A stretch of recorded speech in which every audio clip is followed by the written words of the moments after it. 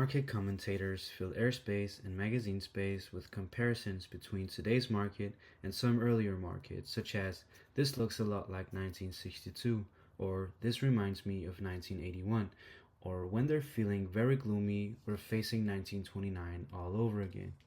When Peter Lynch wrote this in 1989, he knew nothing about the content of future media narratives, but he did know their structure.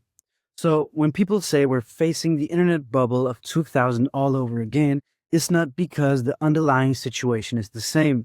It's because the media is, and it's because the media structure is. It is because we as humans are the same. We as humans are fundamentally loss averse, so we react strongly to these narratives. So why do you think the media pushes these narratives? In this video, I'm making the case why there is no AI bubble, and also just why you shouldn't focus on these things. You get nothing out of focusing on this. All you get is stress. Focus on the fundamental development of your companies. Focus on the value creation processes and whether they are moving in the right direction. Focus on the flywheels, on the feedback loops. Focus on the competitive advantages of your company. As Peter Lynch said in his book, media landscape today is completely the same. We're seeing today, and we have been seeing, rising tendency of media covering artificial intelligence and saying that we're in the midst of an AI bubble, similar to the internet bubble in the late 1990s that culminated in the major crash in 2000. I'm here to say that the fundamental underlying developments are not the same. We're all well aware that the revenues of these companies weren't moving along with the stock prices. We're well aware that the fundamental value creation processes of pets.com, of all these other online toy stores, did not follow the price development. What we see in relation to artificial intelligence is that the fundamental developments of these companies are exponentiating. Look at Palantir, look at NVIDIA. What the narrative is that we're in the middle of a capex bubble, so people and companies are spending way too much on artificial intelligence. So that's the case. So the idea is that the return on invested capital is not optimal for these big companies that invest so heavily into chips. Well, I'm going to play you a little clip from Meta talking about how they apply artificial intelligence in their company and why this spend makes sense for them in terms of accelerating growth, increasing growth in their core businesses. So let's hear what they have to say. Across Facebook, Instagram, and Threads, our AI recommendation systems are delivering higher quality and more relevant content, which led to 5% more time spent on Facebook in Q3 and 10% on Threads. Video is a particular bright spot, with video time spent on Instagram up more than 30% since last year. And as video continues to grow across our apps, Reels now has an annual run rate of over $50 billion. We're continuing to see improvements to our products and recommendations drive incremental engagement, with year-over-year growth in global time spent accelerating on both Facebook and Instagram in Q3. In the US, overall time spent on Facebook and Instagram grew double digits year-over-year, driven by continued video strength, as well as healthy growth in non-video time on Facebook. So this AI capex actually does move the needle for Meta. It increases click-through rates. It makes people stay more on their platform. It increases retention. It increases time spent on the platform. So it fundamentally improves Meta's core businesses. Let's hear what Andy Jassy, CEO of Amazon, has to say about the capex of Amazon in terms of AI spending. You're going to see us continue to be very aggressive investing in capacity because we see the demand. As fast as we're adding capacity right now, we're monetizing it. It's still quite early and represents an unusual opportunity for customers in AWS. So as soon as they add capacity, they sell it out. And the idea is that these people purchasing the capacity, right? So these people purchasing the cloud through Amazon, Microsoft, Google, that they don't get anything out of it. That people applying artificial intelligence in their businesses get nothing out of it. Well, we just saw Meta get something out of it. Now I would like to play you a clip from Lemonade's CEO explaining that almost 100% of its revenues are generated by artificial intelligence. So let's hear what he has to say. Okay. Would you say that every dollar in your revenue base, okay, is AI related? Like you can say this is our revenue base 100% AI associated. Close enough. We spend a lot on advertising ourselves. Close to 90% of our dollar allocations is done by AI. every customer that comes to us with an app or a website, as soon as you come there looking for a policy, we have 50 different AI models making predictions about you. Will you churn? Will you buy? Will you claim? Will you cross-sell another policy? They use all of those predictions to decide what your lifetime value would be, discount it for the time value of money, and put a dollar amount. And then that is that one campaign that brought us that one consumer. But we have ostensibly algo trading going on where all the different campaigns in all the different territories with all the different products are competing with one another, and something like 90% of our spend is being allocated that way by AI making predictions about each campaign, each product, each territory. There's no insurance company in the world that does that. So right from the get-go, before we've even met you, we're using AI in order to decide where to spend our incremental dollar, to assess what kind of valuable customer you come in. Then, of course, the onboarding is all done by chatbots. The policy is sold and served to you by chatbots. And the majority of our claims never have a human in the loop at all. Now, these are complicated things to do. You've just been burgled, or you've had a fire in your house, or your pet has cancer, or all different awful things with long vet reports or assessors or police reports. The AI churns through that stuff, and most of our claims are paid without any human in the loop at all. So you look at our life cycle, and you'd have to say, at first approximation, the answer to your question. So by now, we have seen that the media landscape has these negative narratives in order to drive attention, in order to drive click-through rates for them. But when we look at the companies, we have AI capabilities doubling every 6 months. Along with this, we have Meta, where their core fundamental businesses gains from applying AI. We also see Amazon selling out all the capacity that they get by purchasing new chips, by adding new infrastructure to their cloud.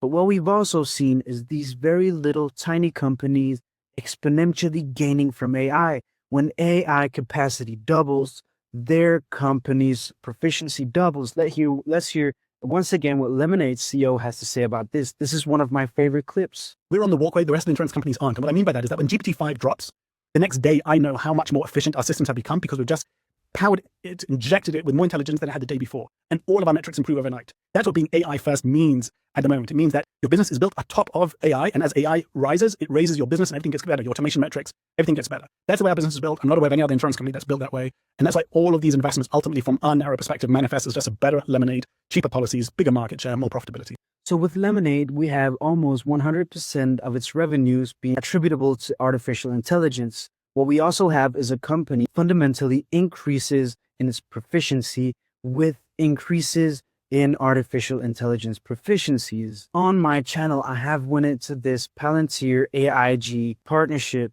explaining just how AIG leverages artificial intelligence through Palantir to increase their efficiency. Let's take a look at that. So, an underwriter by their very nature, wants to look at as much data as possible to make a good underwriting decision. And, where we've started is in the data ingestion and it comes in from our distribution in so many forms. And so, like with what we're doing with Foundry, you can take a PDF and convert it to text. I mean, you can take some things that we just weren't able to get to the underwriter for insight. And then with what we're doing with the large language models, you get it in a fraction of the time. And so there was not necessarily early days as much belief. And we said to the underwriters, I'll give you infinite amount of time if you'd like. And we did. And within 2 to 3 weeks, I said, okay, I have what I need. And they got probably 75% of the data that we had outlined. And then with what we were doing with Palantir and Anthropic, you got 92% of the data in 3 hours. You can see how AIG uses and applies Palantir in order to increase their efficiency. So this whole argument is that the bare argument against AI is that you have this massive capital expenditure from these hyperscalers buying chips from AMD, NVIDIA, and so on. They sell out this capacity instantly, right? So as we heard Andy Jassy say, all the capacity that they get on board, they sell out immediately. But what we then have in the next layer is all these companies just sort of applying AI in their daily usage. So we saw Lemonade saying that as AI scales, their company fundamental scales. But what we have now is that these traditional companies applying artificial intelligence yield immense boosts in their efficiency. And these efficiency boosts really do show up in these companies' fundamentals. AIG, as we saw in my Palantir video, doubled their 5-year guidance from 10 to 20% compounded annual growth rate over the next 5 years. So let me just ask you again, does AI make a difference? Well, where the places where I'm looking, it surely does make a difference. You might look in other places, but just ask yourself, the people that you're listening to, do they usually sort of say the things that turn out to be correct? What do your sources, what did they say in January 2025 when DeepSeek came along? What did those same sources say in April 2025 What did those same sources say in November 2025? Were they wrong all the 3 times? Were they right all 3 times? I'm assuring you that all those who were bullish on AI, all those people who said that AI fundamentally yields efficiency, were correct. The people saying that DeepSeek would lead to more chips being purchased because you could do more with less now, they were right. The people who said that you should buy American tech companies in April of 2025 were right. In 2025, in November month, we had this whole AI bubble narrative. Were the people who were bearish then correct? What we're seeing with these developments in these companies is a fundamental exponentiation of these companies' value creation processes. AIG doubled their guidance. I would also like to show you this clip from Fannie Mae, how they apply Palantir. And just let me ask you again, is this something that works or is this something that doesn't work? We might probably have high prices, but this is not the same as we saw in 1990s. These hyperscalers trade at PE values of 20 to 30 to 40. They didn't do that in 2000. They traded at multiples of hundreds. This is fundamentally different. While this technology is yielding these sort of returns and results for the companies applying it and integrating it, let's have a look. Technology for real loan files. Now, if you have a mortgage, you know there's a lot of paper in mortgages, right? Reams of paper. We gave them 4 loan files. It was a mortgage case, fraud case, where someone had docked the financial statements, gave us fake. It was one broker involved in all these 4 cases. It took our really talented investigators 60 days to detect fraud in 2 of these files. It took your technology 10 seconds. Like, So going from having some of the most efficient, proficient employees, it takes them 60 days to go through these files and detect fraud. With Palantir, it takes 10 seconds. Can you just imagine the efficiency gains that you can extrapolate from this in your daily business organization? Can you imagine that? Just think about it. So the core thesis that I'm trying to explain to you now is the fundamental developments of this technology are exponential. They're not linear. What we had in 1990 to 2000 were people being very, very happy and very optimistic of this technology. We saw companies trading at multiples of multiple hundreds. Now Palantir is doing the same, but you can look at the difference they're making. We don't see these hyperscalers trading at these same multiples as they did back then. This argument has been beaten to death. But what we also see is that all the capacity that they buy gets sold out immediately with good returns. The companies applying this capacity, companies such as Lemonade, increase their efficiency as AI scales. You can just take a look at the recent video I posted on Lemonade, with AI being a tailwind for this company. Duolingo uses AI as well, applies it in their daily company organization. We can see, I'm going to post a video later this week on Duolingo and just how AI functions as a tailwind for this company. Companies applying this technology see exponentiation of their value creation processes. So while we have people talking about this being a bubble, while we have people saying that CapEx is too much, we have these hyperscalers just increasing their spend on AI. Now, who's more likely to be right and who's more likely to be wrong? All the people who know nothing about technology, or with all due respect, these very nerdy, technology-driven people, right? I'm saying nerdy with all the best interests because I'm a nerd as well. These people tend to be correct. These people know much more about what they're talking about, and they're seeing exponentiation of their value creation processes. So what we have learned from this video is that the companies sort of applying artificial intelligence in their daily organization win from applying it. We're seeing companies that exponentiate their growth. We're seeing companies that grow their fundamental value creation processes. We've seen Meta, we've seen Lemonade, and later this week, I'm going to show you Duolingo. We've seen how companies that apply Palantir systems, companies that actually use AI, not just sell it, right?